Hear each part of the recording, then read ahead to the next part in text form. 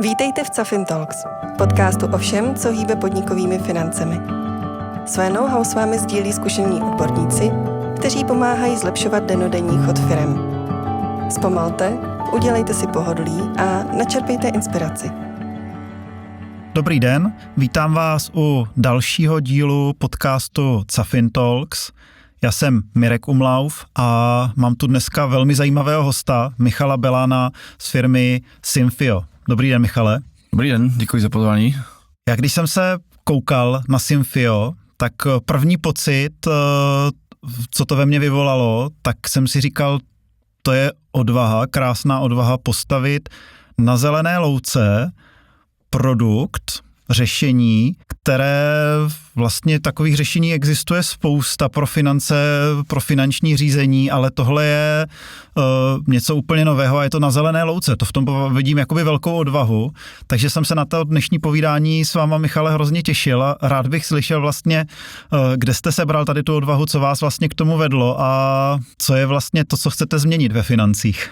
Super, děkuji takhle za ocenenie tej časti s odvahou.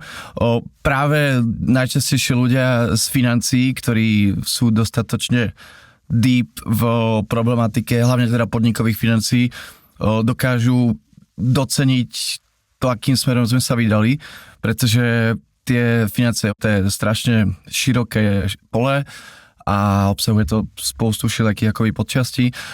Nič menej tá podniková časť, začína to akoby účetníctví, potom je tam nejaký budgeting, forecasting a je tam plno takýchto zdrojov, kde sa ide ešte do čoraz väčšieho detailu a tá konkurencia v tomto je pomerne veľká celosvetovo, ale vlastne my sme robili ešte keď sme začínali ako externý CFO a externý finančný department, tak sme si všetko robili kvázi sami a hľadali sme nejaké nástroje, ktoré by mohli nám pomôcť to robiť nejako efektívnejšie a práve vtedy sme zistili, že keď človek fakt má cit pre detail a chce tie veci riešiť správne, tak nič, čo by urobili ja vlastne moto od CFOs pre CFOs, tak nič, čo by urobili ako takýto detailný CFOs ešte není vytvorené. Tak sme si povedali, že OK, dáva zmysel práve s týmto našim odlišným prístupom sa na to pozrieť hlbšie. A 2 roky, odkedy sme vlastne vzýšla idea z toho premeniť Power BI aplikace na software a 2 roky a sme tu, že už to celkom pekne funguje. Protože, že jo, vždycky je tam ta alternativa a vidím to v hodně firmách, Excel, to je vlastně nejčastější alternativa, pokud chce někdo něco řídit ve financích, pak jsou samozřejmě ty sofistikovanější, relativně dražší alternativy, pak jsou tady ERPčka systémy, že jo, který taky slouží k řízení financí a teď vlastně vy přicházíte tady s tím, a tam se mně líbí ta mise od CFOs pro CFOs, takže CFOs, ti finanční manažeři věděli, co je pálí a vy jste to teda přetavili v produkt. Když se zeptám, ten ideální zákazník v téhle fázi, jste mladá firma, takže v téhle fázi je kdo pro vás? Jak velká firma, jak velký finanční oddělení?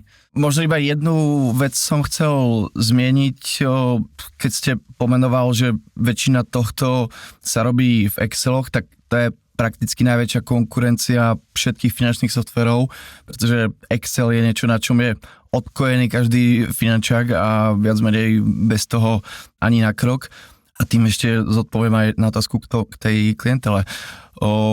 Finančné týmy ako náhle už škálujú a už tá firma chce byť data-driven a chcú používať finančné data považujeme za najdôležitejšie tie účtovné práve, že z týchto vychádza.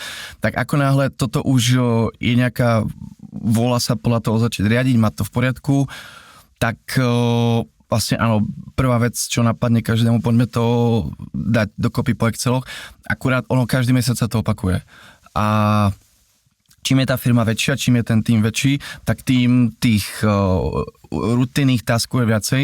A vlastne na jednej strane sa môže zdať, že licencia na Excel stojí, ja neviem, 10 € za Office 365, ale reálne, keď sa k tomu pripočítajú tie hodiny práce, ktoré za tým ten človek má, import, export z účtovníctva, e-mailová komunikácia z účetní, keď niečo vytvorí, rozbije sa mu to VLOOKUP, ref, val, rôzne erory, tak vlastne ono sa to nasčíta. U menších firiem sú to povedzme jednotky alebo desiatky hodín, u väčších firiem to môže byť aj stovky hodín, kde vlastne tieto veci sa vôbec iba pripravujú. A tým vlastne navedzujem na to, že ten náš ideálny klient sú finančné týmy. Čím komplikovanejšia štruktúra, tým lepšie. Za nás je najlepšie, keď dáme na jedno miesto, povedzme, skupinu o 60 entitách, rôzne zemne, rôzne účetní softvéry. Každá firma môže mať svoj budget, svoj cashflow forecast, svoju nejakú biznisovú štruktúru a vlastne my sme najlepší v tomu finančnému týmu pomôcť tak, že to, čo sa dá štandardizovať technologicky a metodicky, tak to majú vždycky dostupné v cloudu na pár kliků. To jste řekl, teď se mě krásně nahrál. Když se bavím s firmami o strategii, tak jeden z těch klíčových statementů ve strategii je structure drives outcomes. Ta struktura je strašně důležitá pro to, aby vznikaly nějaký kvalitní opakovatelný výstupy. Když tam není struktura, to, co teď od vás slyším, tak ta opakovatelnost, která je nutná ve financích, tak je vlastně pak strašně drahá. A líbí se mně teda, že vlastně vy cílíte rovnou na ty vysoce složitý prostředí, že vlastně teda, když to řeknu svými slovy, tak vaším ideálním klientem není firma s malým finančním oddělením a sídlícím v nějakém městě, majícím záběr regionu, ale je to spíš opravdu velká firma, holding s přesahem nejenom Česká republika, ale i vlastně větší, evropská, anebo i globální?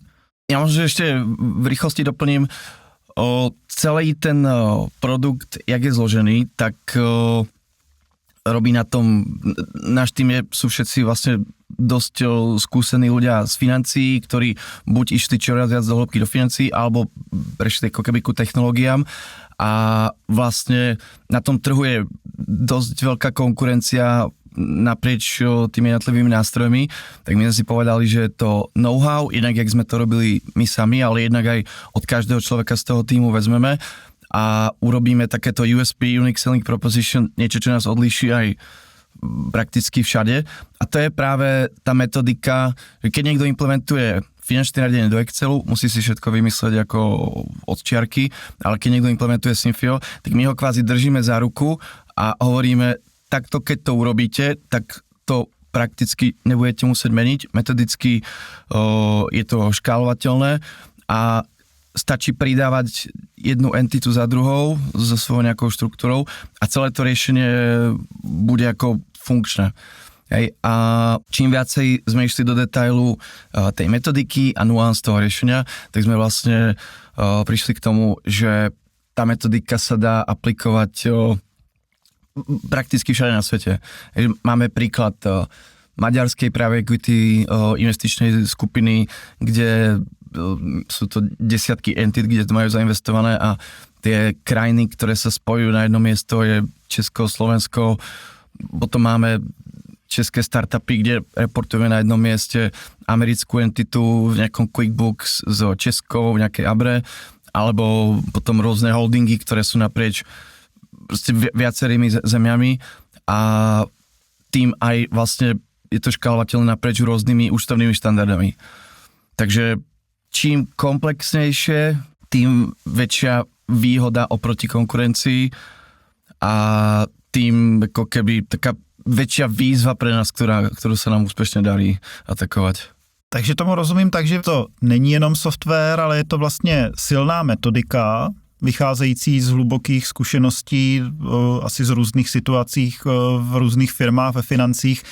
A tu metodiku jste podpořili technologicky, takže když ta firma chce Synfio zavést, tak potřebuje znát tu metodiku a držet se jí. Vezmu příklad teď trošku možná z toho mýho oboru, že z toho čistě datového, tak tam jsou taky že různý metodiky na stavbu datových skladů, datových modelů a to, s čím jsem se historicky vždycky setkával, tak se s nějakou metodikou začalo a pak se začala ohýbat, začalo se od ní odbočovat. A pak se nakonec tady tohle proti firmě otočilo, protože když se metodika nedodrží, tak pak najednou to nezačne nést to ovoce, který očekávali. Jak vy zajišťujete vlastně to, aby ta metodika při té implementaci a pak teda i při tom provozu byla dodržena, aby si to ty firmy nechtěly ohýbat k tomu, protože to je takový to, a slyším to všude, prostě no my to takhle děláme, tak takhle se to musí dělat i do budoucna a třeba to je v konfliktu s tou vaší metodikou. Jak zajistíte to, aby vlastně dodrželi tu metodiku, protože pak, že tam nastávají customizace a ty to všechno prodražují. Takže to asi taky nechcete. Čo je ultimátna pravda alebo ultimátny prístup k celej tej infraštruktúre alebo riešeniu je, že alfa omega je účetníctví. A pretože hovoríme, že kvázi sveté miesto pre finančné týmy, ale obecne pre riadenie firiem, čím väčšia pravda, je, že vlastne väčšina tých dát má byť správne v účtovníctve. Z toho potom vychádza plno ďalších ako keby submetodík, ktorá tá aplikácia už nabízí pri implementácii. To, že jak napríklad zaistím, aby to niekto tak delal, tak ono je to pomerne jednoduché, pretože my sme to vytvorili tak, jak sa to už teď delá. Jo? Že my vlastne mali sme skoro 100 prípadov rôznych finančných řízení a rôznych ako riešení a skoro všade to bolo. Pripojíme sa na účetníctví, udeláme nejaký mapping, nastavíme marže, nastavíme cashflow forecast, budžety, musí to mať takú štruktúru, aby sa to dalo priebežne vyhodnocovať, riešia sa nejaké ako intercompany, eliminácie a viac menej tá aplikácia ide naproti tomu, už väčšinou je málo treba meniť, aby to dokázalo fungovať. Hej, takže a tam, kde práve firmy majú tendenciu nejak ako chcieť niečo meniť, tak je práve odchyľovanie sa od toho účetníctví a tam už práve taktiež vieme robiť customizácie a nejak sa ako niečo k tomu pridať, ale je to spíš ako pridať alebo cez podrozválové účty nejako upraviť a stále zachovať tú rekonciliovateľnosť na to účetníctví, že vieme si čeknúť, že to sedí. Takže o toto je práve jednoduchšie, že tak to už nad tým rozmýšľa veľa firiem a tá technológia len zrýchluje to, čo už teraz prakticky beží a štandardizuje tú metodiku.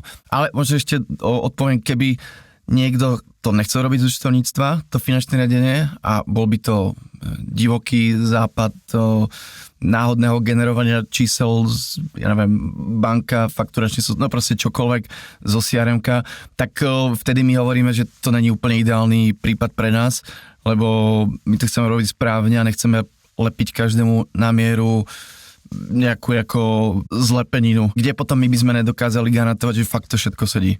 Hej, že veľká výhoda aj toho robiť to cez účtovníctvo je, že viete povedať, že OK, teraz sme si na 100% istí, že to sedí, kebyže spojujete a ohýbate to a není potom v čase schopný niekto povedať, teraz nám to fakt sedí, tak to je akože úplne najzásadnejší problém, ktorému sa snažíme vyhnúť a ktorý eliminujeme hneď na začiatku. Takže ideálním vstupem je prostě účetnictví, ta firma má mít účetní software, v něm nějak funguje, vy si pak z něho vezmete data a z dat se pak děje co? Tá naša primárna výhoda, aj to, čo bolo na začiatku ako hodne dôležité, je, aby sme sa vedeli na to účtovníctvo, alebo aby sme ten onboarding vedeli urobiť fakt rýchlo. Hej, že keď implementujete finančné riadenie v Exceli alebo v Power BI, trvá to mesiace, niekedy rok plus, u väčších firiem stojí to 100 000, niekedy milióny korún a až po povedzme pol roku sa dostanete k niečomu už,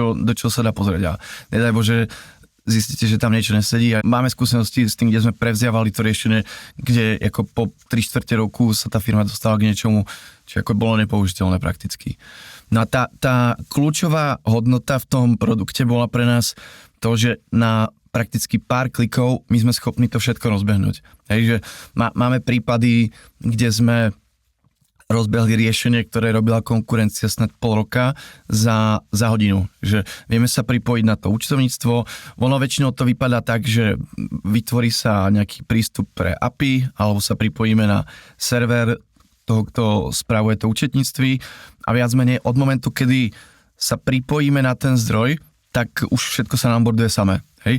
To je ako štatutárne. Hej? Že je dôležité povedať, že ten onboarding vznikne extrémne rýchlo, ale a je možné ísť do akéhokoľvek detailu, ale je to vlastne štatutárne. No a potom tá už customizácia a pri prispôsobenie na mieru tej firme je OK, toto je náš biznis model, chceme takto kategorizovať výsledku. A už ideme na mieru tomu, jak počíta tá firma marže, aké má strediska, činnosti, zákazky, čokoľvek. Potom ďalší krok je napríklad, toto je naša firemná štruktúra, toto sú medzifiremné účty, takto robíme eliminácie a viac menej z procesu na niekoľko dní sa stane proces na pár klikov. Je to vlastne nejaká ďalšia vec. Potom, tuto máme budgeting. Budgetujeme po strediskách, po dodávateľoch, odberateľoch. A to už vlastne zase nejaký ako zdroj, ktorý aktuálne pripojeme z Excelov.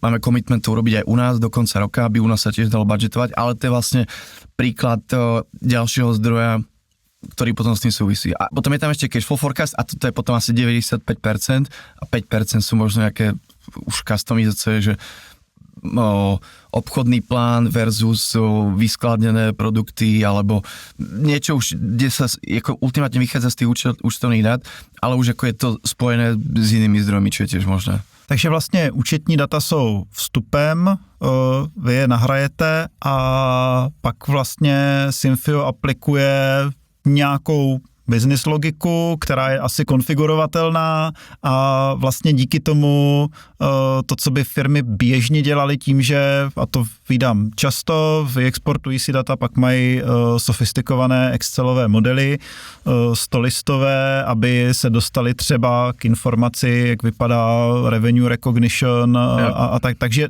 třeba vezmu teď ten příklad toho revenue recognition procesu, takže když budu mít firmu, která jede klasický nějaký subscription nebo potřebuje to časově rozlišit, tak ta kalkulace toho časového rozlišení, to je to, co a nedělají to v tom primárním účetním systému, ale chtějí se prostě koukat na to časově rozlišený revenue. Tohle se bude dělat, odehrávat v Synfiu. Práve, že ten prístup k tomu je taký, že v Synfiu človek v nejakej jednej časti zistí, že je to časové rozlišenie udelený špatne. Jo, že prišla faktúra na rok dopredu, máme controllingový dashboard na revenue a tam bude ako veľká červená bunka, tady to nie je rozlišené.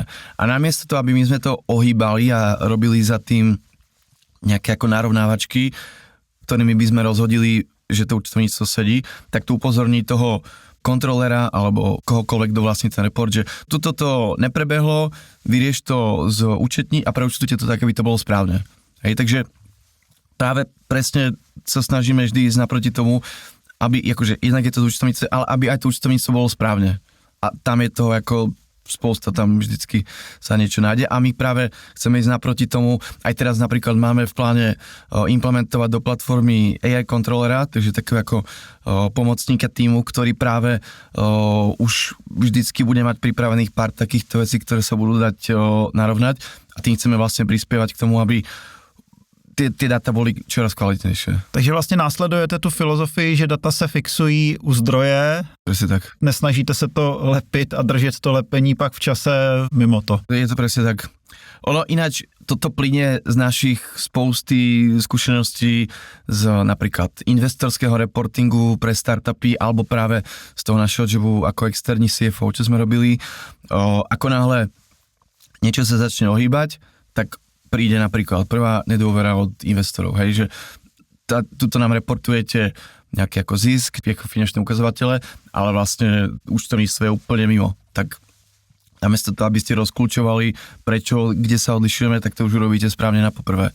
Alebo ten externý CFO, keď má tej firme pomôcť analyzovať marže, robiť plán a není schopný si povedať, že OK, teraz fakt mi to sedí, tak je to pre neho fakt náročné vykonávať vlastne kvalitnú službu. Takže z ťažkých skúseností sme prišli k tomu, že proste fakt to poďme narovnať časovo, to vyjde často oveľa efektívnejšie, ako snažiť sa ohýbať hoci kde. Takže pokud si firma Synfio pořídí, tak ten, kdo pak má, řeknu, tu největší radost z toho, tak je ten CFO, protože a pokud vezmu příklad té firmy, teda nějaké té skupiny, tak vidí rychleji asi ten jednotný obrázek, vidí ho konzistentně v čase A kdo další pak z toho má? Vy jste zmínil investoři, ti mají taky asi radost, že pak ta důvěra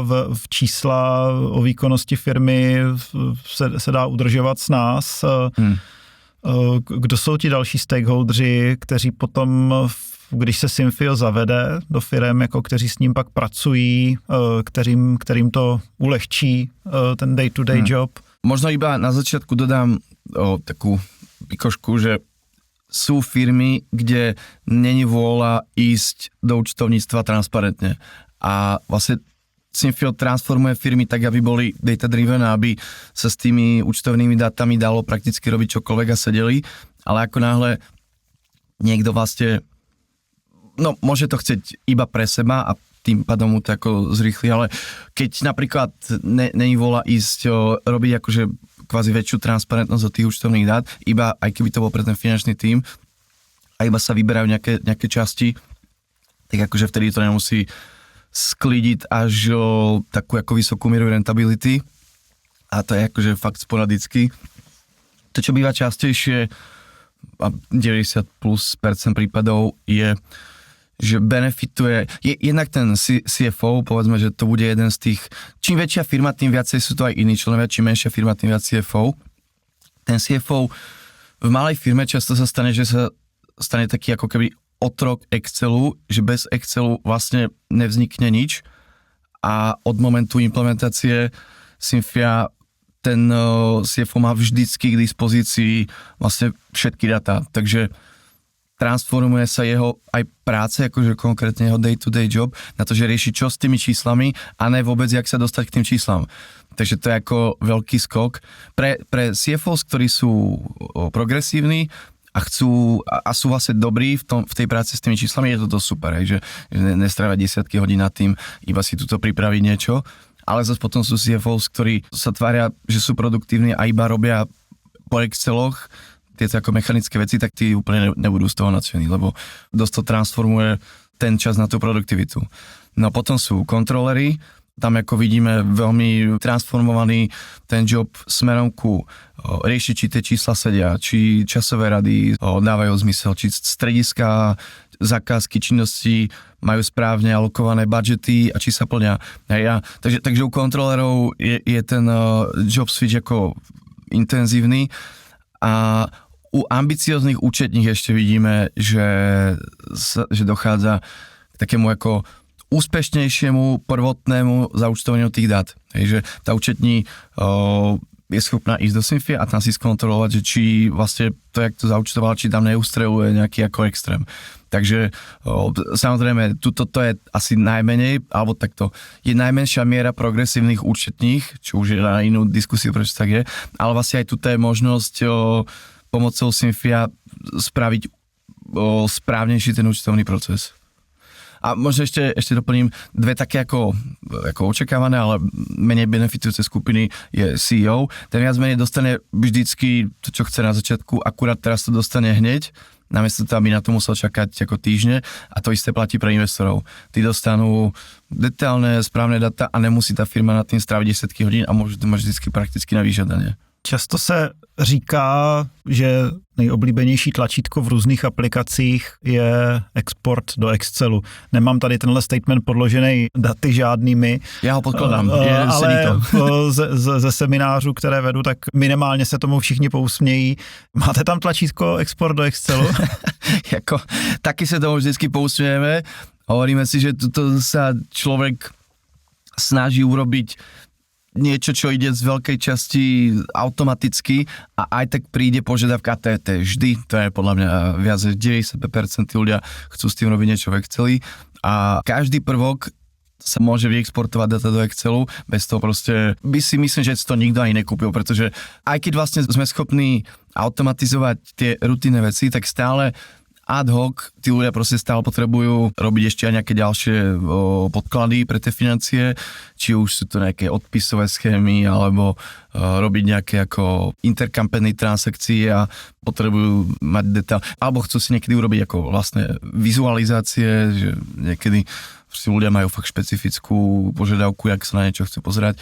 A vlastne vtedy umožňujeme, aby každý si mohol ako s tým urobiť, čo chcel. A jemu to zase zjednoduší život tým, že už tie dáta má aktuálne, že nemusí písať účetní, ten pošli, neviem, nejaké niečo, ale už vlastne v Exportstve si to už na nikoho nečeká, že vlastne hneď môže robiť to, čo potrebuje. Jo, dovedu si představit a znám prostředí, kde vlastně to není žádoucí, aby export do Excelu byl možný, když jsou to vysoce citlivé informace, ale plně s váma souzním, že prostě že pro kontrolery, pro finančáky ten Excel je taková kalkulačka, kde si tu simulaci udělám, anebo scénář rychle. Pořádně tam napadá ta věc, jestli by to pak tady v těchto aplikacích nemohlo být jakoby embedovaný, tady tahle flexibilita práce s daty, ale uvidíme, kam se to bude v budoucnu rozvíjet. No, my sa snažíme tomu ešte ísť naproti tak, že máme ako keby API, umožňujeme tie data mať povedzme v Exceli, ale vždycky ten Excel je nabitý aktuálnymi datami a už potom v tom Exceli sa s tým dá robiť čokoľvek, že tam nie sú len účtovné, ale aj budžetové, forecastové data a dá sa s tým už vlastne tá firma si môže robiť, čo chce a taktiež vieme urobiť, že dá sa na to potom pripojiť Power BI. Je veľa spôsobov, ako keď nestačí to naše riešenie, jak sa dá na tým postaviť ešte, a aj datáři na tým môžu postaviť vlastne veľa rôznych vecí, kde povedzme si vezmú, ja neviem, mzdy alebo výnosy a už pomáhajú ako robiť nejakú analýzu aj nad týmto. Dobře, Michale, já vám moc děkuju za inspirativní povídání. Mě to vlastně namotivovalo mě osobně teďkom, že se budu chtít do toho kouknout víc, takže já určitě na vaše stránky se vrátím. Věřím, že i naše posluchače, určitě některé z nich zaujalo to, že máte tu odvahu jít do těch složitých prostředí. Tohle velmi kvituju, takže já se budu těšit, budu vás sledovat, jak se vám daří posouvat se a moc ještě jednou děkuju, že jste si to s náma dneska povídal. Taktiež ďakujem za pozvanie a iba v rámci poslednej veci by som chcel dodať, že je vidieť, že máte dosť dobrý presah do financií, lebo prakticky by ste to už mohol predávať to naše riešenie aj vy, do akej miery detailu sme sa o tom bavili, takže určite som veľmi rád vždycky za každou takúto diskusiu, takže kľudne aj na budúce. Děkuju a já prodávám všechno, co je, když to řeknu v uvozovkách, že prodávám všechno, co firmě může pomoct, tak velmi rád sdílím, ale nejsem takový ten klasický prodejce, že bych tlačil jednu technologii, já se snažím být technologicky agnostický, ale zároveň potvrzuji to, že krásný, inspirativní přístup, postavit to na zelené louce, to si myslím, že je ta cesta dopředu, takže budu vám držet pěsti a ještě jednou díky a nashledanou. Děkuji, mějte se. Safin Talks pro vás připravuje Česká asociace pro finanční řízení. Jestli vás, stejně jako nás, podnikové finance baví, můžete nás více sledovat na www.cafin.cz nebo na sociálních sítích.